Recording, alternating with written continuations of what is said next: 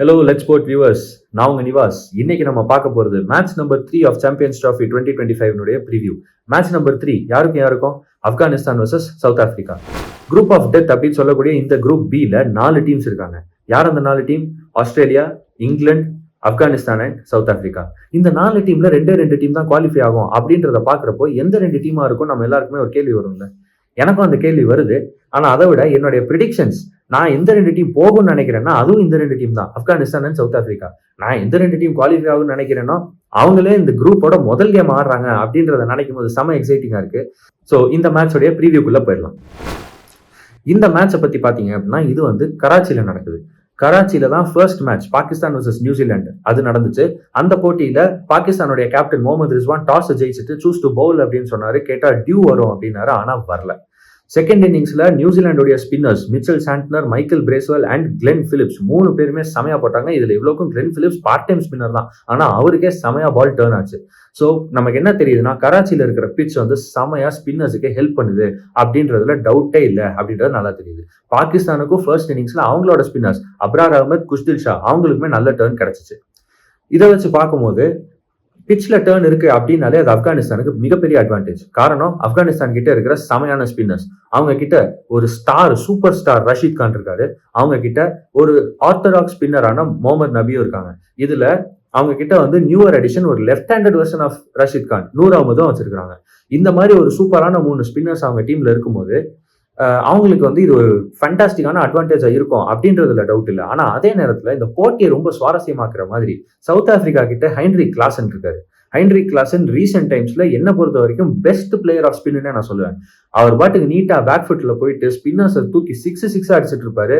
செம கான்பிடென்டா செம எலிகண்டா ஆடக்கூடிய best player of spin in recent times. Modern day cricket or at least last couple of இயர்ஸ்ல பெஸ்ட் ஸ்பின் பிளேயரா அவர் தான் வந்து செட் மார்ஜின் அப்படின்னே சொல்லலாம். அதாவது அவருக்கும் அடுத்து வர்ற பெஸ்ட் ஸ்பின்னருக்குமே ஒரு பெரிய மார்ஜின் இருக்கு அப்படின்ற மாதிரியான ஒரு லெவல்ல தான் வந்து ஆடிட்டு இருக்காரு ஹென்ரிக் கிளாசன். ஸோ அவங்களுக்குள்ள இருக்கிற போட்டி, ஹென்ரிக் கிளாசன் வந்து ரஷீத் கானை எப்படி ஃபேஸ் பண்ண போறாரு, நூர் அகமது எப்படி ஃபேஸ் பண்ண போறாரு, நபி எப்படி ஃபேஸ் பண்ண போறாருன்னு பாக்குறது தான் வந்து நமக்கு ரொம்ப எக்ஸைட்டிங்கா இருக்கும்னு நினைக்கிறேன். அந்த காம்படிஷன்ல யார் ஜெயிக்கிறாங்களோ மேட்ச் அவங்க கையில அப்படின்றது நான் நினைக்கிறேன். இன்னொரு ரொம்ப முக்கியமான விஷயம், மேட்சோட அவுட்கம் டிசைட் பண்ணக்கூடிய ஒரு ரொம்ப முக்கியமான விஷயம் வந்து டாஸ். பாகிஸ்தான் டாஸ் ஜெயிச்சாங்க, ஆனா பவுல் ஃபர்ஸ்ட் பண்ணாங்க முதல் மேட்ச்ல. ஆனா ஃபர்ஸ்ட் பேட்டிங் ஆடின நியூசிலாந்துக்கு 320 ரன் அடிக்க முடிஞ்சிச்சு. அதை திரும்ப பாகிஸ்தானால சேஸ் பண்ண முடியல.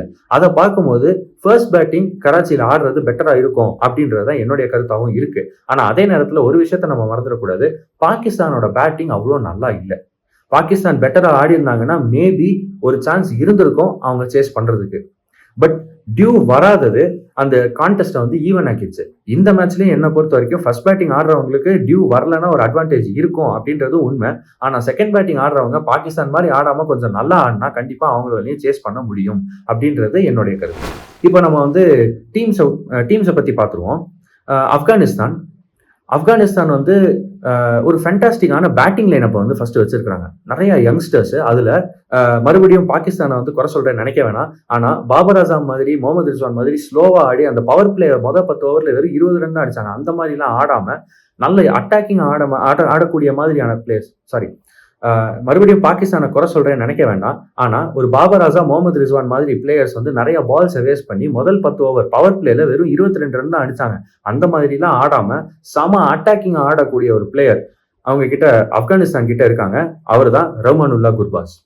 ரஹ்மானுல்லா குர்பாஸ் கூட சேர்ந்து ஆடுறதுக்கு நிறைய சப்போர்ட்டர்ஸ், அதாவது சப்போர்ட் பண்ற மாதிரியான நிறைய நல்ல பிளேயர்ஸும் ஆப்கானிஸ்தான் கிட்ட இருக்காங்க. அதுல ரஹமத் ஷா இன்னொரு ரொம்ப முக்கியமான ஒரு பிளேயர். கேப்டன் ஹஸ்மத்துல்லா ஷஹீதி ரொம்ப லெவல் ஹெடட் பிளேயர். அவர் வந்து ரொம்ப அக்ரெசிவாகவும் போக மாட்டாரு, ரொம்ப டிஃபென்சிவாகவும் ஆட மாட்டாரு. ஃபேண்டாஸ்டிக்கா ஆடக்கூடிய ஒரு ரொம்ப நல்ல பேட்ஸ்மேன். ஸோ அவங்க டாப் ஆர்டர்ல இந்த மாதிரி நிறைய நல்ல பேட்ஸ்மேன் இருக்காங்க. அண்ட் அவங்களோட மிடில் ஆர்டர் பார்த்தோம் அப்படின்னா என்னோட ஃபேவரட் அஸ்மத்துல்லா ஓமர்ஸாய் ஒரு ஃபேண்டாஸ்டிக்கான ஆல்ரவுண்டருங்க.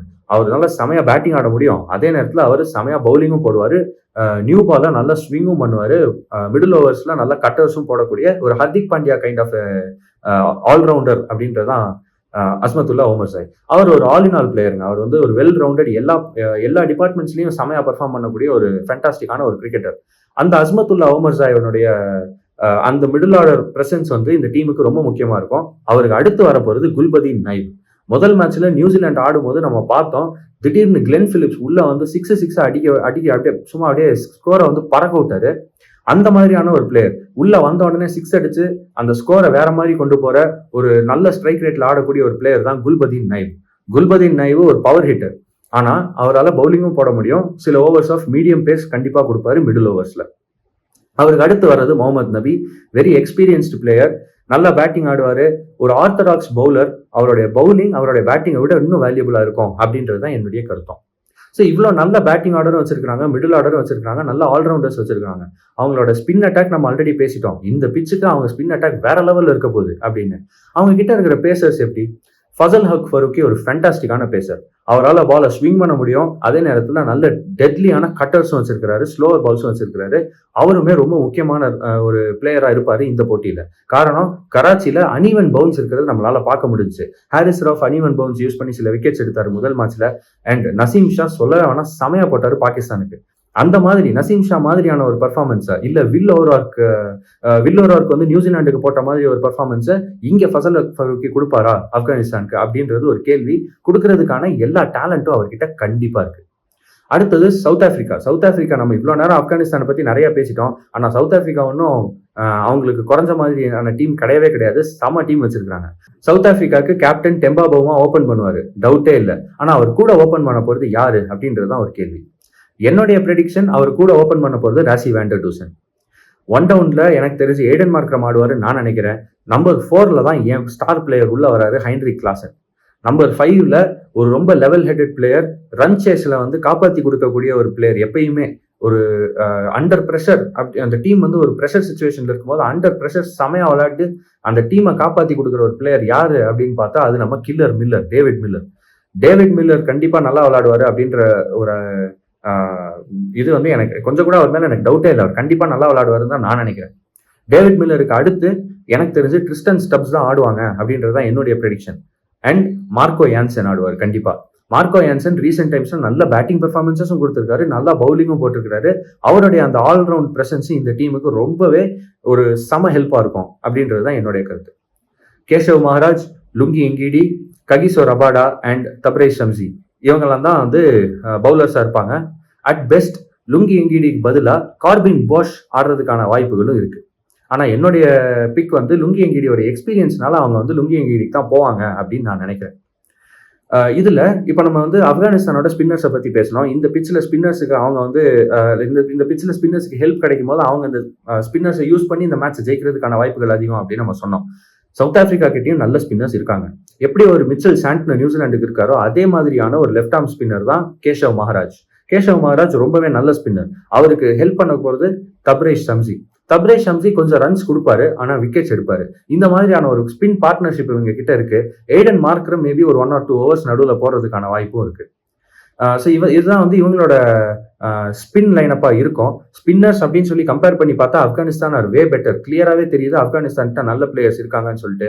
ஆனா pace attack Kagiso Rabada, Marco Jansen மாதிரியான ஒரு பிளேயர் பேஸ் அட்டாக்கை வந்து சவுத் ஆப்பிரிக்கா வச்சிருக்காங்கன்றப்ப பேசர்ஸ் கண்டிப்பா சவுத் ஆப்பிரிக்கா கிட்ட நிறையாவே இருக்காங்க, நல்லாவே இருக்காங்க. இந்த மேட்ச் ஒரு செம கான்டெஸ்டா இருக்க போகுது. என்னை பொறுத்த வரைக்கும் எந்த டீம் ஃபர்ஸ்ட் பேட்டிங் ஆடி 320க்கு மேல ஆர் 310க்கு மேல ஒரு டார்கெட் செட் பண்றாங்களோ அந்த டீம் வந்து செமையா ஒரு அட்வான்டேஜோட செகண்ட் இன்னிங்ஸ் உள்ள போக போறாங்க அப்படின்றது என்னுடைய நம்பிக்கை. And I hope Afghanistan gets to win. Afghanistan ரொம்ப நாளா அண்டர் டாக்ஸா இருக்காங்க, ஆனா அவங்க ரொம்ப நல்லாவே பெர்ஃபார்ம் பண்ணிருக்காங்க. இந்த மாதிரி ஒரு ஐசிசி போட்டியில ஆப்கானிஸ்தான் செமிஃபைனல் வரைக்கும் போனா என்ன, செமிஃபைனல் விடுங்க, அவங்க ஃபைனலுக்கே போய் ஜெயிச்சா கூட நமக்கு வந்து எந்த விதமான ஆச்சரியமும் கிடையாது. ஆனா அவங்க ஜெயிக்கணும், அது கிரிக்கெட்டுக்கு நல்லது அப்படின்னு நான் நினைக்கிறேன். ஸோ வித் தட் செட் என்னுடைய pick Afghanistan will win against South Africa. And இது ஒரு செம மேட்சா இருக்க போகுது. தேங்க்யூ.